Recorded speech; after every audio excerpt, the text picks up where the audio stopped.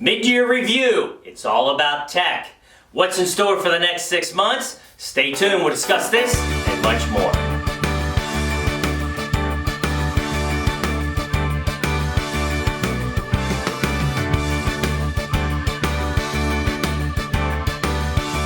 Hello, this is Michael Loftus for Wealth and Wisdom TV, where education is the key to a successful financial future. First up, don't forget, click show more for additional information and links to today's video. Also, if you're looking for a different opinion, that of Big TV and Wall Street, please do consider subscribing. So let's get right to the numbers. First half, numbers don't lie, right? We've got two anchors. Tech, we know about that. It's been strong, up almost 9%. And smalls benefiting from strong dollar and tax breaks. Sectors, no surprise here again. We have tech and consumer discretion really driving. Global synchronization, where's Mr. Worldwide? Mr. Worldwide! Well, take a look. There is none. Ugly outside of France. Most importantly, look at China. Forget about tariffs. They were struggling well before we got into tariff talks. In fact, there was a death cross back in April, right? 50-day goes over 200-day, and they are now down 20% year to date. So there's a lot of problems there, and they can continue to hurt the rest of the world market. Let's go to the big charts.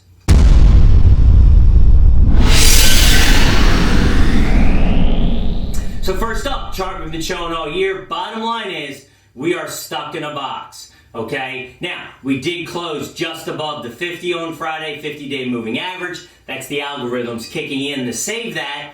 And then some other things we see short term. VIX has been holding up there pretty strong above 15, 16. Up top, RSI, relative strength, really hasn't done much, and that's why there's not much strength in the market, okay? And then MACD, momentum. We see a crossover there. So short term, I mean, we're still kind of in a positive range, but I'm not looking to deploy a lot until we see some movement here. Next, S&P weekly. Pretty simple. Look where we closed last week. Below the 15-16 trend line. That is not bullish. Below, you look at MACD, momentum, and PMO, price momentum oscillator, both pointing down. That is not a good sign. Next up, monthly. Well, yeah, longer view. We're still very much in a bullish trend. So all this noise in between is just noise of a bullish trend. From there, Dow Jones last year, higher highs. Every week I felt like all-time high, all-time high. Not so much this year. Really a struggle. We're talking about 30 stocks here. So I don't put a lot into it, but we did close below the 200-day moving average. You've got some big names on the Dow, so going to continue to watch this. Tech. Yes, tech has been the big one. You see where we've gone up, but then we came back a little bit and had a nice push on Friday. So, we'll see. Again, I'm not that concerned. Tech has been it. You've got to be in tech. We've been overweight tech all year, and it's helped our models for that reason, because big tech and large companies is what's driving the market. So, market breadth. What does it look like? Well, here's your 200-day moving average. Those companies are above or below their 200-day moving average, which is price, okay? So we have seen some pretty decent deterioration here. At the top is your S&P, 69 to 59%, 72 to 58 on Nasdaq. Mids and smalls continue to hold a little bit better, and again, above 60 is bullish. 50-day, really starting to see the deterioration, but some hooks on Friday to go back up. So when you see a couple weeks ago, S&P 67 to 50%, right? So that's kind of in the neutral zone. And then you've got tech, same thing, from 83 to 52, sitting in that neutral zone at 50. And then mids and smalls came back as well. So across the board, market breadth is pretty much right there in the neutral zone. So, Wealth and Wisdom viewers, don't forget we have a special program with a new financial plan, those looking to prepare for their future. So, overall, bringing this together, U.S. equities, 9 of 11 in an uptrend, so that's a good sign. So, as a group, we are in a uptrend. International, 2. Yes, that is correct. 2 of 53 in an uptrend. That's down from 10 last week. As a group, we are, of course, down. Okay, tweets of the week. First up, Jesse Felder, great follow. Inflation may, over the next year, seem headed to 3 to 4% higher. This virtually assures rising interest rate that amount, yikes, to a death sentence for financial stability here and abroad. Great tweet. Also, take a look at the article. We have that below. Ralph Acampora, right? Dow Theory. Remember, Dow Theory. Dow and transports reaching all-time highs together is very bullish. So far this year's pullback is called a correction within a primarily bull market. No doubt. If the Dow Jones and transport break below their closing lows, 23,533 and 10,119, okay, on transport respectively, then a primary bear market signal will be flashed. So where are we right now? A little bit above that. Dow 24,271, that's in green. And transports, which is a leading indicator, you can see really breaking down. So transport, if we're not transporting goods, things are slowing down.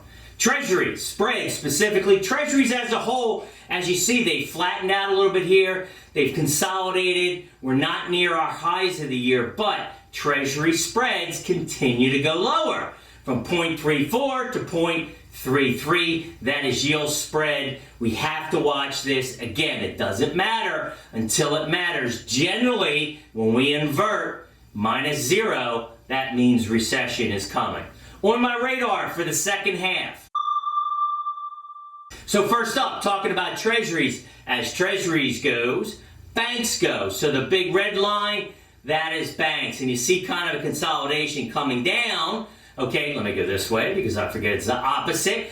Going down as rates have gone down. Now, the one in green is banks relative to S&P on performance. You can see they've underperformed as treasuries have come down. You can also see at the bottom correlation. How is it correlated to treasuries? Almost 100%. So as treasuries go higher, banks should go higher, and we know we're going to get some more raises in the second half, so I'm going to continue to watch this, if not add, as I rebalance in a couple minutes here. So utilities, here again, it's the opposite. Also non-correlated to the treasuries has had a nice move based on what's happening. You see potential for the upside, but got to be careful here with treasuries.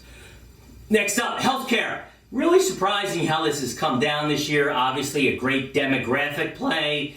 So for now, surprising, see some resistance here. If we can go back above that resistance, I'll look to enter there. I have held it most of the year. It has solidified, okay, for some accounts, but it might be something to look at adding as we head to the second half. Next up, what keeps me up at night?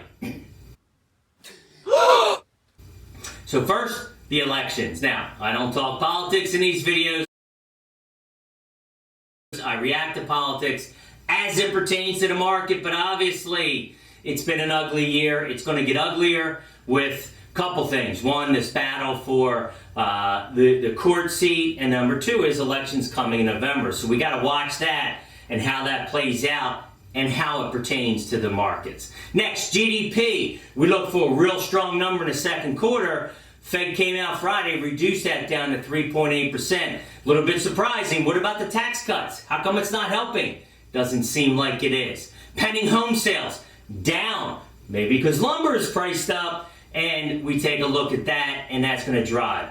In San Francisco, households earning $117,000 qualify as low income. Seriously?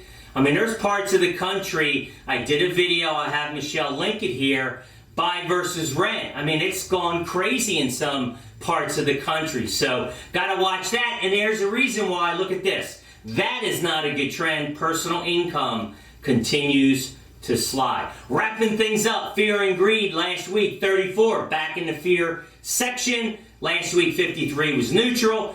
Our indicators, 2 of 3, are positive. So short term is positive at this point. Midterm, neutral. I showed you why. We're below that trend line. You've got momentum pointing down, and long term is positive. So what does it mean for our models? We're still going to hold back a little bit on equities. Seemed to work out last quarter. Might create opportunity and also help us with some volatility. As always, thanks for watching. Michael Loftus, Wealth and Wisdom TV.